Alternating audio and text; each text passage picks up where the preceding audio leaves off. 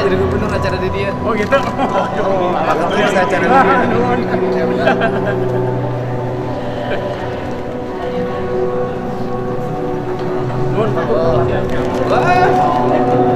Kamu pakai tuh mama.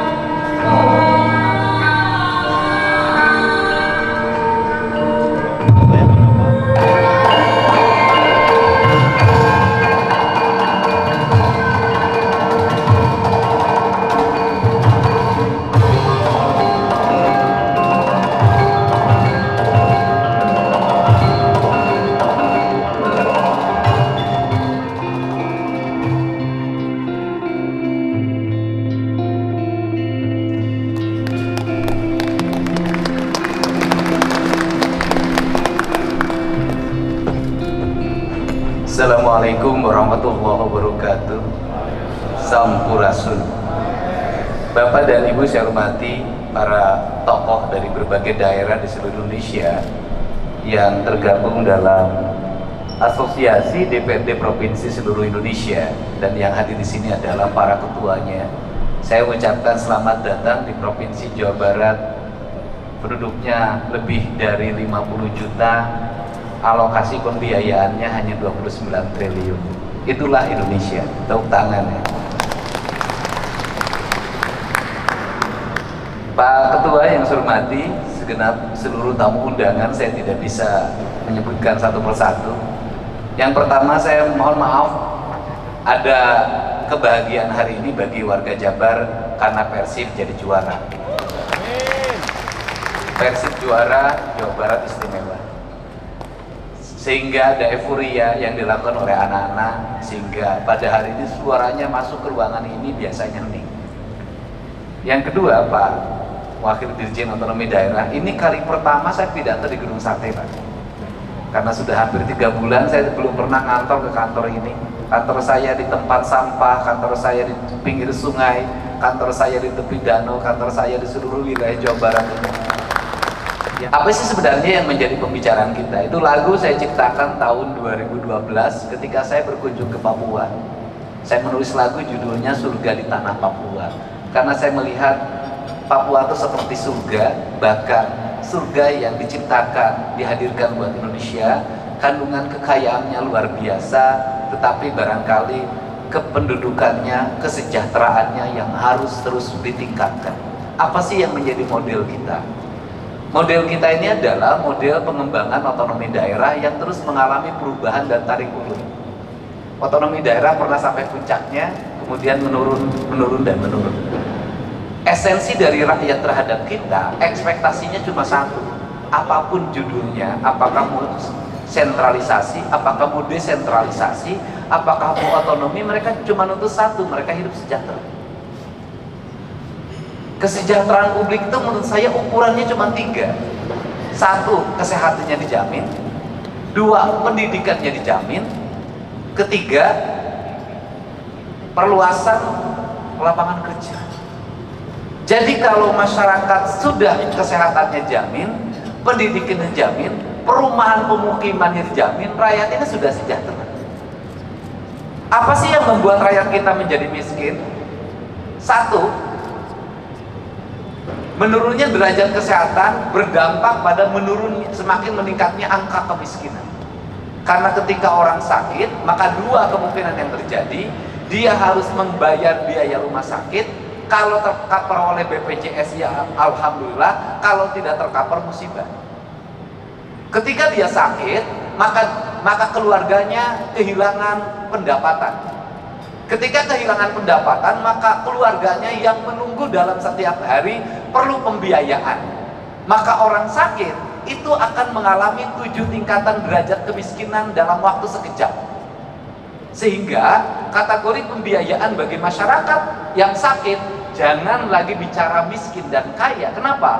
Kita anggota DPR, kita pejabat, kena sakit, kita akan jatuh miskin. Untuk itu negara harus hadir dalam memberikan jaminan layanan kesehatan bagi seluruh warga. Nah, hari ini saya dalam 2 hari ini, bahkan 3 hari ini, menghadapi problem tentang kriminalitas remaja. Kriminalitas remaja itu berdampak pada perkelahian yang direkam di media sosial, sistem pengelolaan kriminalitas tawuran yang dikelola oleh gangster, melahirkan kaderisasi, dan yang menjadi target yang harus berkelahi di bawah umur 18 tahun agar bebas dari jeratan hukum. Sudah berkembang di media sosial secara sistemik, dan perkelahian itu diraih dari pengaruh media sosial yang membentuk karakter pikirannya. Apa sih sebenarnya yang terjadi? Sebenarnya yang terjadi adalah ketika mereka tawuran, masuk rumah sakit, BPJS-nya tidak klaim. Barusan saya beresin 15 juta. Ketika BPJS-nya tidak klaim, orang yang berkelahi, itu orang tuanya nggak mampu. Mau yang menang tidak mampu, yang mau kalah tidak mampu. Berproses peradilan melahirkan kemiskinan, tidak berproses peradilan pulang lagi ke rumah melahirkan kemiskinan baru, karena orang tuanya tak sanggup lagi menghadapi. Maka negara harus hadir untuk mencari solusi. 1, solusi terhadap pembiayaan rumah sakit. 2, solusi recovery terhadap anak-anak yang berkelahi itu, karena itu anak bangsa. Inilah negara harus punya pikiran out of the box. Tidak bisa hanya berbicara proses hukum kembali ke orang tua, orang tuanya udah nggak sanggup. Ini Jawa Barat. Nah, untuk itu apa sih yang terjadi para anggota DPR yang saya ini mantan ketua komisi DPRD Kabupaten Purwakarta. Saya pernah menjadi pimpinan Komisi 4 DPR RI. Nasib paling tidak enak itu jadi anggota DPRD. Kenapa nasibnya tidak enak? Kritis diomongin, nggak kritis diomongin. Kalau DPRD ngomong terus, diomongin, kata rakyat, kerjanya ngomong terus, kita tidak butuh ngomong. Pada tugas DPRD ngomong. Nggak ngomong diomongin juga, dapat duit tuh, nggak ngomong-ngomong, pokirnya udah dibagi, nggak ngomong lagi. Ini problem, Pak. Nah, seluruh problem itu bisa ditempuh dengan apa sih? Dengan keterbukaan.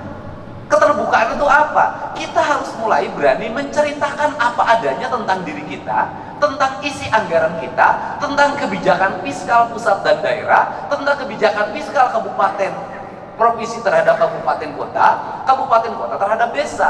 Sampaikan secara terbuka dan apa adanya, termasuk apa yang dialami problem anggota DPRD.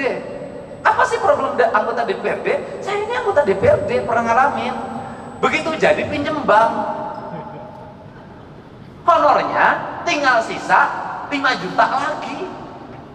Konstituen tiap hari dibanding pejabat eselon 2 di provinsi, dibanding sekda, yang datang ke rumahnya banyakkan anggota DPRD.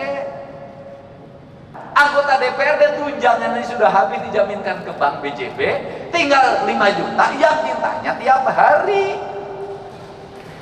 Harus kondangan, yang meninggal harus dilayak tiap hari. Pergi ke kantor, kaca harus dibuka. Kalau kaca ditutup, kelihatan tuh sombong dia. Itu. Sedangkan fiskal terbatas. Nah, apa sih yang mesti dilakukan oleh kita? Ya kita mulai ngomong terbuka pada rakyat. Terbukanya apa? Ini loh proporsi kita. Ini loh biaya politik yang kita lakukan. Kemudian apa sih yang kita harapkan? Saya dari dulu itu menyampaikan, saya ketika jadi bupati berkirim surat pada presiden. Berkirim suratnya adalah, saya bilang begini, kalau pemerintahan ingin efektif, kalau perda ingin cepat pembahasannya, kalau aspirasi publik setiap hari bisa diterima oleh anggota DPRD, saya berulang-ulang menyampaikan bahwa peningkatan kesejahteraan anggota DPRD, honorariumnya harus dilakukan lewat rapat-rapat DPRD. Kalau rapat komisi ada honornya, kalau rapat paripurna ada honornya, kalau rapat gabungan komisi ada honornya, kalau rapat badan anggaran ada honornya, kalau rapat badan musyawarah ada honornya, anggota DPRD nggak akan pergi kemana-mana, pasti ngumpul di kantornya. Seluruh kegiatan OPD, organisasi perangkat daerah, akan cepat dan anggota DPRD akan kritis. Kenapa? Dia akan kontrol alokasi anggaran pemerintah, dia akan kontrol pekerjaan, dia akan baca buku anggaran, dia akan baca realisasi anggaran dengan detail. Kenapa? Dengan membaca itu honorariumnya ada. Tapi kalau didapatnya pergi keluar, maka dia akan banyak keluar. Selama jadi anggota DPRD 5 tahun, masuk kantornya terhitung 20 hari. Bahkan ada saya ketika menjadi anggota Komisi 4, nggak pernah sekalipun orang itu masuk, tapi honor terima. Dan kemudian bikin aturan juga dong, yang rajin yang mendapat honorarium, yang nggak masuk nggak dapat. Bener, ini bahkan terjadi kinerja. Tapi kalau model pendekatannya keuangannya begini, sampai kapanpun kinerja tidak akan pernah optimal. Dan kita harus bicara apa adanya dan terbuka. Saya sebagai gubernur, Pak Sekda, bikinkan surat hari Senin. Saya akan berkirim surat lagi buat Pak Prabowo, buat Pak Presiden kita. Saya akan ceritakan ini. Untuk apa? Mendorong kinerja DPRD. Kinerja aparat kami akan terevaluasi dengan baik karena anggota DPRD-nya ada di kantor dalam setiap hari. Saya ngalamin dulu sebagai anggota badan anggaran, sering bertengkar sama badan musyawarah. Bertengkarnya apa? Banyak-banyakin rapat. Kalau badan anggaran sebulan 12, badan musyawarah suka bikin 23. Saya bilang, kenapa kamu 23? Kalau badan anggaran kan 11 juga ada duitnya.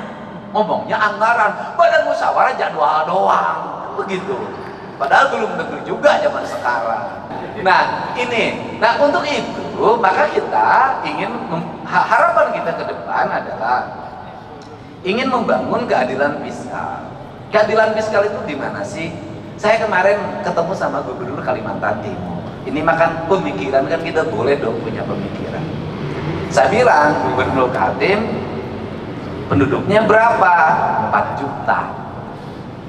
Berarti kalau 4 juta, saya rata-rata satu rumahnya 4, saya bilang. Berarti rumahnya kan cuma 1 juta. Iya. Loh, kalau penduduk Kaltim 1 juta, rumahnya cuma 1 juta, kan sebenarnya bagi Kaltim ngasih 5 juta per rumah bisa. Karena 1 juta kali 5 juta, 5 triliun Pak. Artinya masyarakat Kaltim untuk sejahtera itu sangat bisa. Beda dengan Jabar. Untuk Papua lebih bisa lagi. Untuk daerah yang memiliki pendapatan daerahnya tinggi dan hasil alamnya besar, sebenarnya sangat ini mungkin terjadi. Nah, untuk itu apa sih yang mesti kita lakukan hari ini? Mari kita bersama-sama melakukan telaah terhadap ini semua untuk kepentingan bangsa. Agar apa? Agar ke depan bangsa kita terus mengalami peningkatan sumber daya manusia. Artinya bahwa sumber daya pendidikannya meningkat, sumber daya ekonominya meningkat, kesejahteraan meningkat. Maka saya selalu berfokus pada keadilan fiskal. Keadilan fiskal saya selalu berfokus pada ketika jadi pemimpin, itu saya selalu punya angan-angan dan punya harapan. Bagaimana punya angan harapan itu adalah pembangunan harus diselesaikan dalam waktu cepat. Setelah itu berarah pada investasi. Nggak bisa pembangunan gini-gini terus. Yang tahun ini menjadi proyek tahun ini, yang tahun ini menjadi proyek tahun ini, yang tahun ini menjadi proyek tahun ini. 5 tahun proyek birokrasi itu juga, negara nggak akan maju sampai kapan. Tetapi yang harus dilakukan adalah apa yang kita selesaikan dalam waktu 1 tahun, apa yang waktu 2 tahun, apa yang waktu 3 tahun, apa yang waktu 4 tahun, apa yang waktu 5 tahun.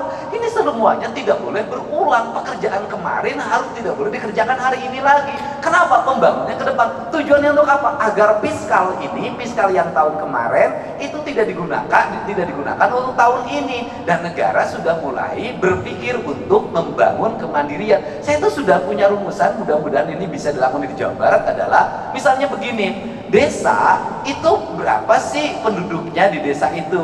Di desa itu ada potensi apa? Anggaran pembangunan desa itu harus segera dibikin skala prioritas, ditambah plus kabupaten, ditambah subsidi dari pemerintah provinsi, ditambah pusat, fokusnya di desa. Kalau di desa itu ada 7 RW, dibagi saja sebenarnya. RW ini bagian desa, RW ini bagian kabupaten, RW ini bagian provinsi, RW ini bagian pusat.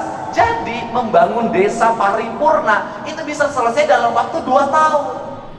Tahun ketiganya itu anggaran sudah mulai diarahkan, bukan untuk itu lagi, untuk kesejahteraan publiknya, jaminan kesehatannya, jaminan pendidikannya, jaminan hari tuanya. Tahun berikutnya harus lagi mengarah pada investasi, di mana uang itu tidak digunakan lagi untuk pembangunan infrastruktur lagi karena udah selesai, digunakan untuk investasi. Investasinya dikelola oleh perbankan daerah, di mana uangnya berputar, dipinjamkan pada lingkungan daerahnya, dan untungnya diperoleh lagi. Ini kan model koperasi zaman dulu sebenarnya, cuman dikelola secara modern. Nah, kemudian uang itu berputar, maka dalam jangka panjang daerah tersebut akan memiliki kecukupan fiskal. Kemudian pembangunannya selesai. Terjadi pada negara mana? Pada Tiongkok. Tiongkok itu pembangunannya dilakukan secara berstruktur, terencana, dilakukan oleh negara dengan waktu cepat, kemudian negara memiliki kecukupan fiskal, kemudian Tiongkok berkembang investasinya. Setelah berkembang investasinya, kebutuhan pembangunan di daerahnya dianggap sudah cukup, kemudian mereka punya fiskal yang cukup, mereka harus bergeser ke tempat lain untuk menggeser sumber daya manusianya, sumber daya ekonominya, diputarkan di negara lain, rakyatnya ikut kerja. Tetapi setelah proyeknya berjalan, mereka balik lagi dapat duit lagi, 2-3 keuntungan. Dia pakai bahan baku dia punya dia pakai sumber daya punya dia, dan punya fiskal punya dia. Rakyatnya kerja, barangnya dijual, setelah itu dia dapat keuntungan lagi, balik lagi ke negaranya. Kita mulai berpikir desa-desa dan kabupaten ke situ. Dan ini harus balik bahan diskusi. Kenapa?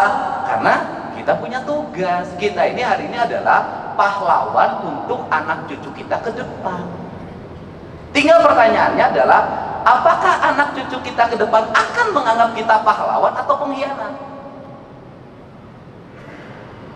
45 dianggap pahlawan, mungkin 66 masih dianggap pahlawan, 71 mungkin dianggap pahlawan. Pertanyaannya lah, kalau mimpi tentang keadilan tidak segera terwujud di tengah-tengah masyarakat, maka dimungkinkan 30 tahun ke depan Agustusan nggak bikin lagi doa buat kita. Kenapa? Mereka tidak punya catatan reputasi kita dalam membangun keadilan di negeri. Nah, inilah kerangka pikir dan kerangka bijak yang harus dibangun oleh kita secara bersama-sama, tanpa kita membicarakan berasal dari partai mana. Karena kita sama-sama berkomitmen membangun negara ini dengan baik, membangun keadilan sosial secara paripurna.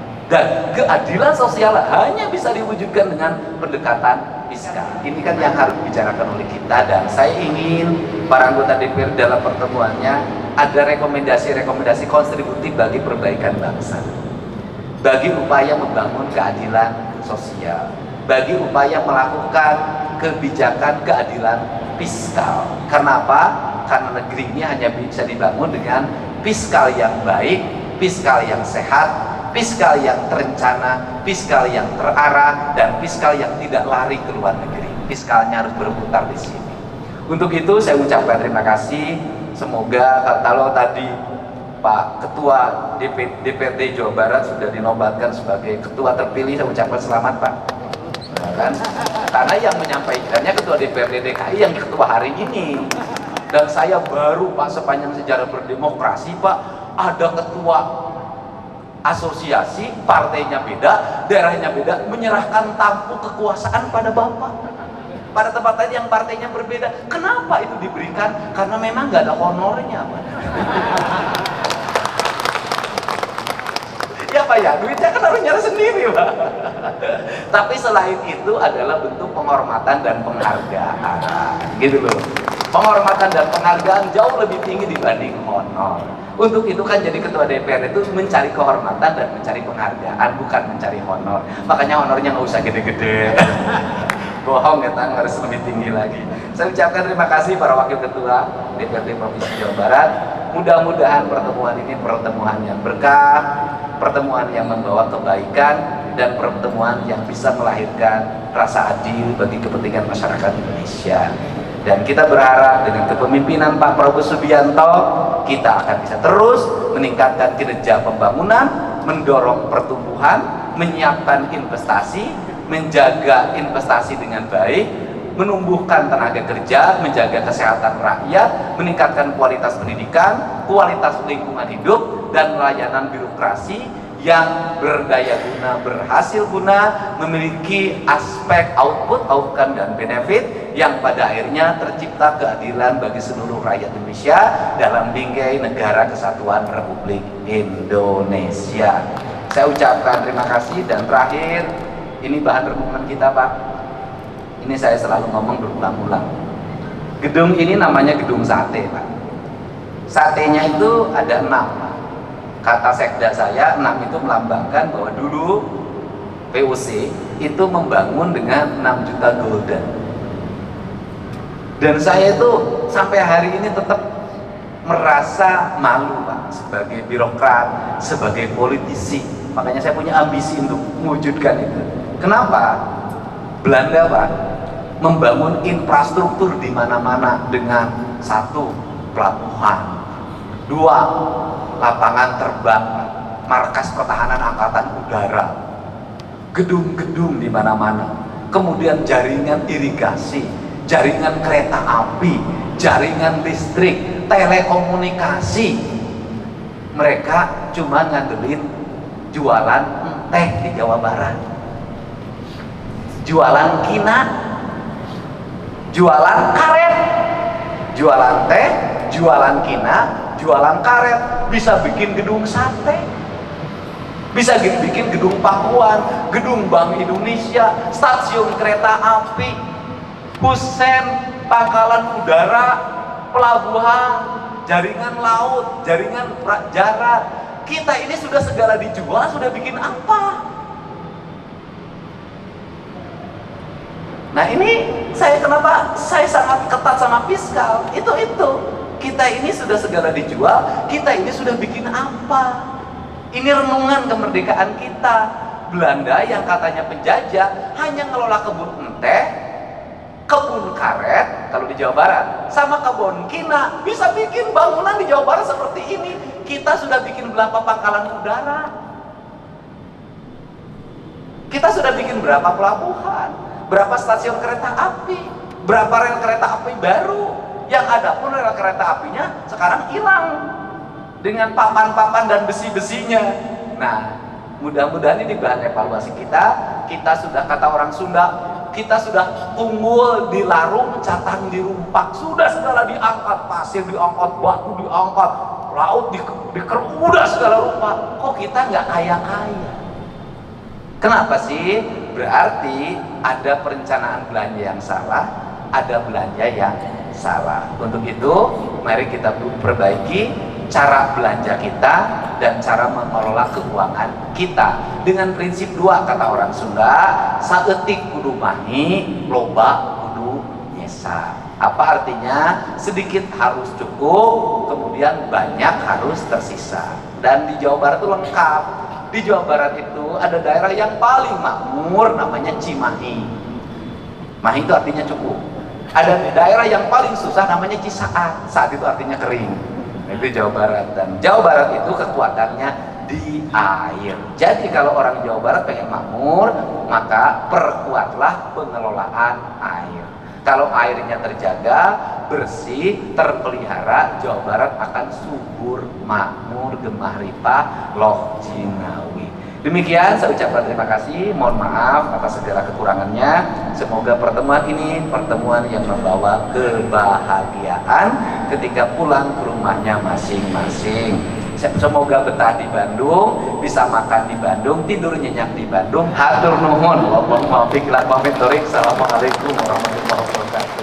Salam.